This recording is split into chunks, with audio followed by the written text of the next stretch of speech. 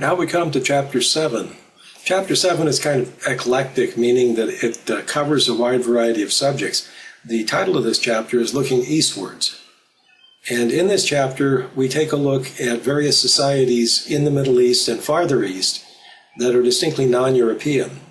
We look at Islamic art and the rules for the formation of art and the type of decoration that's permitted in the Islamic mosque. And there are some definite rules to that you'll come across, which it would be very good for you to remember because they might appear in the exercises and the final exam. Then we look at art from further east in China. About the time of the Middle Ages, about 1000 AD. At this time, China had no contact with Europe and vice versa. And the standards for art and the way it was drawn in China was much different than in Western Europe at the time. And also the status of the person creating the art was much different.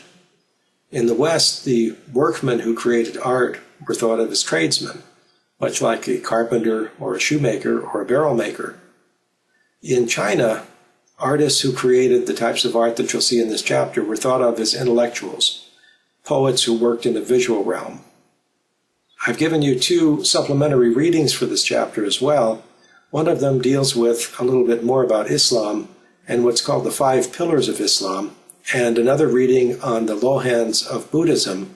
Since Gombrich gives you a picture of one of these carved figures, I thought it'd be good if you had just a little bit of background on what this really represented. Have fun!